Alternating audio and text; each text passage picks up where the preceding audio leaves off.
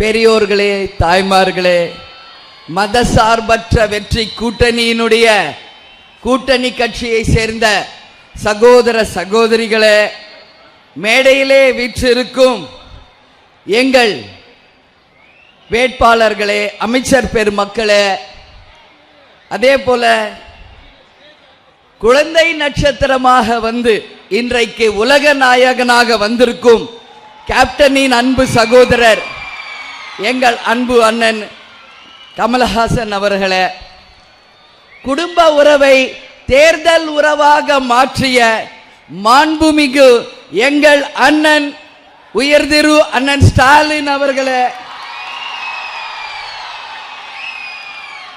இந்த தேர்தல் நேரத்திலே பெண்களின் சக்தி எவ்வளவு பெரிய ஒரு சக்தி என்பதை நிலை நிறுத்த வேண்டும் என்பதற்காக சற்றேறக்குரிய இன்னொரு 5-6 நாட்களிலே, அதாவது 21ஆம் தேதியுடன் நமது தேர்தல் பணி முடியும் நேரத்தில் சேலத்தில் இப்படி ஒரு பெண்களுடைய ஒரு மாநாடை திரட்டி பெண்களுக்கு உரிய மரியாதையும் அங்கீகாரத்தையும் கொடுத்த அண்ணன் ஸ்டாலின் அவர்களுக்கு ஒட்டுமொத்த பெண் குலத்தின் சார்பாக, ஒட்டுமொத்த பெண் இனத்தின் சார்பாக நாம் அனைவரும் சேர்ந்து அவருக்கு நமது நன்றிகளை தெரிவித்துக் கொள்வோம். கேப்டன் எப்பவுமே சொல்வாரு, பெண்கள் தான் இந்த நாட்டின் கண்கள் என்று. இன்னைக்கு தான் நான் ஃபர்ஸ்ட் அண்ணன் கூட வாக்கிங் போனேன். யூஸ்வலா சொல்லுவாங்க அண்ணன் வந்து டெய்லி வாக்கிங் போவாருன்னு. இன்னைக்கு தான் எனக்கு அது புரிஞ்சது. அவர் இவ்வளோ தூரம் ஆக்டிவா பாலிடிக்ஸ்ல இவ்வளவு தூரம் அவர் பணியாற்றுகிறார் என்றால் அதற்கு மிக முக்கியம் அவர் டெய்லி செல்கின்ற வாக்கிங்கும் அவருடைய உடற்பயிற்சியும் என்பதை இந்த நேரத்தில் அவருடன் நான் நடந்து வந்த அந்த தருணத்தில் உண்மையிலேயே நினைத்து பார்த்தேன். அதை தன்னுடைய வாழ்க்கையில் ஒரு அங்கமாக டெய்லி ரொட்டீனாக அவர் வச்சிருக்கார். அது கூட ஒவ்வொரு செகண்டும் திரும்பி பார்க்கிறார். அதாவது அவர் எவ்வளவு தூரம் ஒரு பெண்ணுக்கு மரியாதை, உரிமை, சம உரிமை தருகிறார் என்பதை இன்றைக்கு அவருடன் நான் நடந்து வந்தபோது உண்மையிலே உணர்ந்தேன். அவருடைய செக்யூரிட்டி கார்ட்ஸ் அண்ணன் கமலஹாசன் ஒரு பக்கம், எல்லாமே ஆண்கள், நான் ஒருத்தி தான் உங்கள் பெண்ணின் சார்பாக அவர் பக்கத்தில் நடந்து வரேன். அந்த பெண்ணுக்குரிய மரியாதையை ஒரு செகண்டும் அந்த பாதுகாப்போட என்னை அழைத்து கொண்டு வந்தாரு. அந்த நிமிஷமே நான் முடிவு பண்ணிட்டேன், இவர்தான் பெண் இனத்தின் காவலர், பாதுகாவலர், பெண் இனத்தை உயர்த்த போகும் ஒரு சிறந்த தலைமகன் இந்த தமிழ் நாட்டுக்கு என்று. நான் கேப்டன் கூட இது போல எவ்வளோ போயிருக்கேன், எவ்வளோ கூட்டத்தை பார்த்துருக்கேன். ஆனால் அண்ணன் கூட தான் ஃபர்ஸ்ட் டைம். ஆனால் அண்ணன் வந்து இன்னைக்கு அந்த அளவு அவர் ரெஸ்பெக்ட் அந்த பெண்ணுக்கு கொடுத்தது உங்கள் அனைவருக்கும் கொடுத்த மரியாதையா அந்த நேரத்தில் அதை நான் பார்த்தேன். இன்னைக்கு நான் ரொம்ப ஷார்ட்டா பேசணும், என்ன டைம் கம்மி. ஏன்னா அண்ணா தொடர்ந்து அடுத்தடுத்து போனோம், நானும் தொடர்ந்து பிரச்சாரத்தில் இருக்கேன். நான் இன்னைக்கு விருதாசலத்திலிருந்து சேலம் வந்தேன்.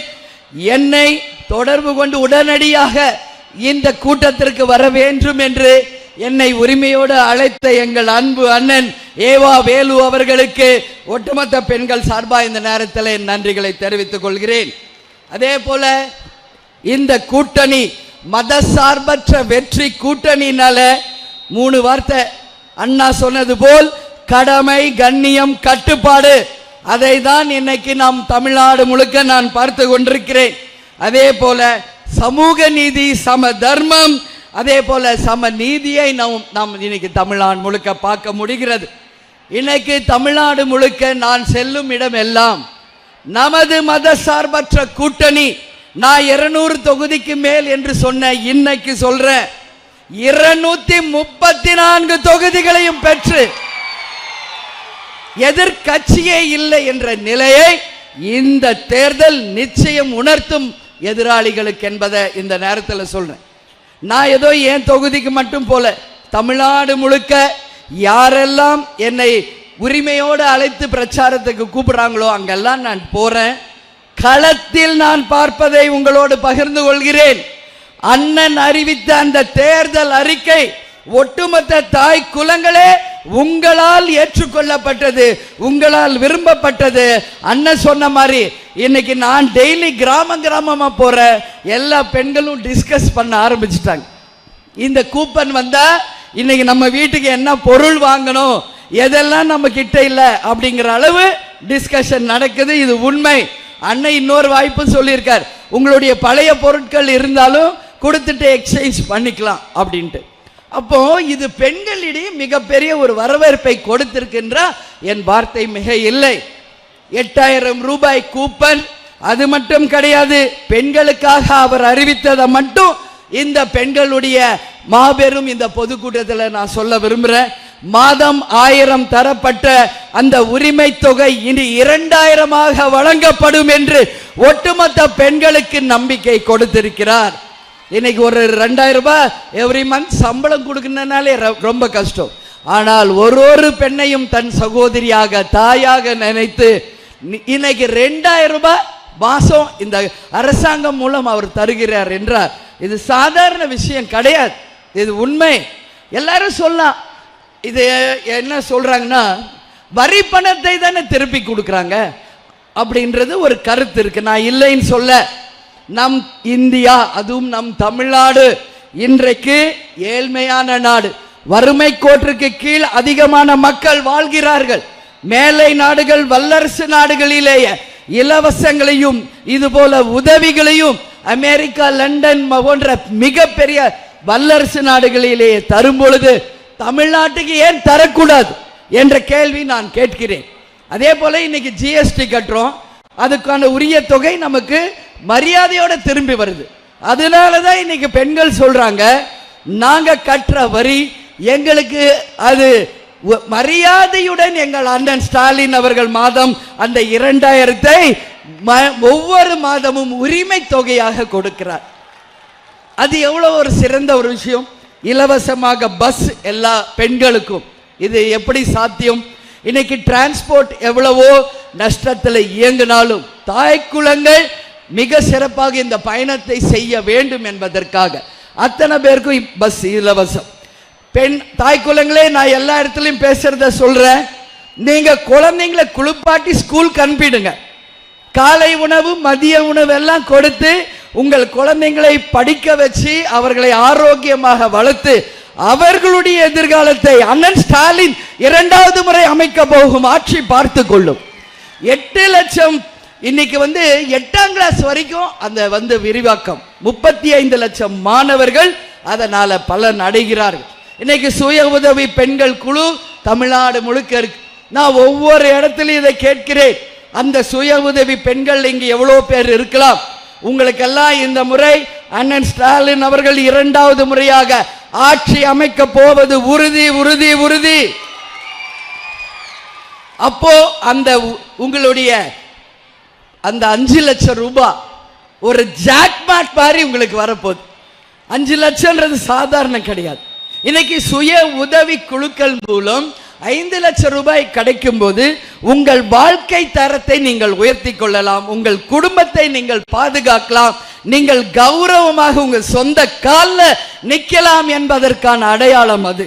அதே போல பெண்களுக்கு பாதுகாப்பு என்று பல்வேறு திட்டங்கள் இன்னைக்கு அறிவிக்கப்பட்டிருக்கிறது. நகை கடன் தள்ளுபடி, விவசாய கடன் தள்ளுபடி, மாணவர்களுக்கு சலுகைகள், விவசாயிகளுக்கு சலுகைகள், மீனவர்களுக்கு சலுகைகள், படிக்கும் மாணவர்களுக்கு லேப்டாப், வேலை இல்லாதவர்களுக்கு 1500, அதே போல வேலை வாய்ப்பை உருவாக்க திட்டங்கள் என்று நான் பட்டியலிட ஆரம்பிச்சால் காலையில் விடிஞ்சிரும். அன்னைக்கு அண்ணன் தேர்தல் அறிக்கையை வெளியிட்டோன்னே நான் சொன்னேன், அண்ணா அந்த தேர்தல் அறிக்கை எனக்கு வேணும்னு சொல்லி உடனே 25 புக் நீட்டாக ஃபைல் பண்ணி எனக்கு கட்சி ஆஃபீஸ்க்கு அனுப்பிட்டார். நான் ஃபுல் புக்கையும் படிச்சுட்டேன்னு. மக்கள் விரும்புகின்ற அந்த ஒவ்வொரு திட்டமும் தான் இந்த முறை நாம் மிகப்பெரிய ஒரு ஆட்சியை அமைக்க இது ஒரு அச்சாரம் என்பதை இந்த நேரத்தில் சொல்றேன். இப்போ அண்ணன் நேரத்துல இருந்து சொல்றாரு டீலிமிட்டேஷன். அதாவது டீலிமிட்டேஷன் என்றால் நம்மளுடைய பெண்களே நல்லா நீங்க எல்லாரும் புரிந்து கொள்ள வேண்டும். தொகுதி சீரமைப்பு என்ற முறையில் இன்றைக்கு மத்திய அரசு தமிழ்நாட்டை வஞ்சிக்க போகிறது என்பதை அண்ணன் தொடர்ந்து சொல்லிக் கொண்டிருக்கார். நாளைக்கு எல்லாரும் கருப்பு கொடி ஏந்தனும், கருப்பு உடை போட வேண்டும் என்று ஏற்கனவே சொல்லியிருக்கார். நீங்க எல்லாம் ரெடியா? நாளை எல்லாரும் கருப்பு உடையில பார்க்கலாமா? ஏன் நான் இதை கேட்கிறேன்னா நல்லா புரிஞ்சுக்கணும். எப்போ ஒன் நேஷன் ஒன் எலெக்ஷன் சொன்னாங்களோ அப்பவே நாம யோசிக்க ஆரம்பிக்கணும். அதுல தான் இந்த டீலிமிட்டேஷன் இப்ப தொடங்குது. அப்போ மறுசீரமைப்பு என்று சொல்லி நம்மளுடைய எம்பி தொகுதிகளையும் எம்எல்ஏ தொகுதிகளையும் குறைத்து வடக்கு வாழ்ந்தது தெற்கு தேய்ந்தது என்ற நிலைக்கு கொண்டு போக வேண்டும் என்றுதான் இந்த திட்டங்களை கொண்டு வருகிறார்களா என்ற எண்ணத்தை, சந்தேகத்தை மக்களிடையே உருவாக்கி இருக்கிறது என்றால் என் வார்த்தை மிக இல்லை. ஏன் அப்படி என்ன இப்ப அவசரம்? தேர்தல் நடந்து கொண்டிருக்கு, 5 மாநில தேர்தல். இப்போ அதை பத்தி பேச வேண்டிய அவசியம் என்ன? எந்த ஒரு திட்டம் இங்கு வந்தாலும் ஒட்டுமொத்த மக்கள் ஏற்றுக்கொண்டால் தான் அந்த திட்டம் இங்கு சக்சஸ் ஆகும். மக்கள் எதிர்த்தால் எந்த திட்டமாக இருந்தாலும் நிறைவேறாது என்பதற்கான அர்த்தம் தான். அண்ணா ஒரே வார்த்தையில் சொன்னார், பழைய திமுகவை மீண்டும் நீங்க பார்க்க வேண்டி வரும் அப்படின்னு சொல்லி. அவர் உண்மையிலேயே ரொம்ப சாந்தமானவர், சிரிச்ச முகம், எல்லாருக்கும் மரியாதை கொடுக்கிறவர். அதுக்கு ஒரே சின்ன எக்ஸாம் நான் பேசலாம், இன்னைக்கு முழுக்க பேசலாம். கூட்டணியிலே ஏற்கனவே ஏகப்பட்ட கட்சி இருந்த போது அந்த கூட்டணியை அமைக்கும் போது பல்வேறு பிரச்சனைகள் வருவது சகஜம். ஆனாலும் பொறுமை காத்து கூட்டணியில் இருப்பவர்கள் ஒருவரை கூட வெளியேற்றாமல் ஒரு கூட்டு குடும்பத்தை போல் கட்டி காத்தாரே, அது சாதாரண விஷயமா? யோசிச்சு பாருங்க. அதே போல 5 ஆண்டு காலம் ஆட்சி செய்தால் ஒரு ஆன்டி இன்கம்சி இருக்கும் என்பதனால, எதிர்ப்பு அலை இருக்கும் என்பதால தேமுதிகவையும் அவருடைய நண்பரான கேப்டனுடைய தேசிய முற்போக்கு திராவிட கழகத்தையும் அழைத்து இந்த கூட்டணியில இணைத்து உரிய மரியாதை கொடுத்தாரு. அங்கதான் கேம் சேஞ்சரே ஆரம்பிக்குது. அன்னைக்கே மக்கள் முடிவு பண்ணிட்டாங்க, இவங்க தான் ஆட்சி அமைக்க போறாங்க. 7வது முறையாக திமுகவும் 2வது முறையாக அண்ணன் ஸ்டாலின் அவர்கள் தான் இங்க முதல்வர் என்று. தேமுதிக மட்டுமா, அதுக்கப்புறம் எஸ்டிபிஐ போன்ற பல்வேறு கட்சிகளையும் இணைத்து எல்லாருக்கும் உரிய மரியாதை கொடுத்து எல்லாரையும் ஒரு கூட்டு குடும்பமா அனுசரிச்சு இன்னைக்கு வழி நடத்துறாரு. இதுதான் ஒரு தலைவருக்கான பண்பு, இதுதான் ஒரு தலைமைக்கான பண்பு என்பதை தன்னுடைய கூட்டணியிலே நிரூபிச்சிருக்கார். இன்னைக்கு அண்ணன் எடப்பாடி என்ன பண்றாரு பாருங்க. ஆல்ரெடி அவங்க கூட இருந்த அத்தனை பேரும் வெளியேறிக்கிட்டு இருக்காங்க. அண்ணன் ஓபிஎஸ் உட்பட, அண்ணன் செங்கோட்டையன் உட்பட, இன்னைக்கு தேமுதிக உட்பட எல்லாரும் ஏன் வெளியேறாங்க? அதுதான் அந்த தலைமை பண்பு, அனைவரையும் அனுசரிக்கும் அந்த மாண்பு அங்கு இல்லை, இங்கு முழுமையாக இருக்கிறது. அதனால காந்தம் மாதிரி எல்லாரையும் ஒன்றிணைத்து இன்னைக்கு அவர் வழி நடத்திக்கிட்டு இருக்கார் என்றால் இது ஒன்றே போதும்.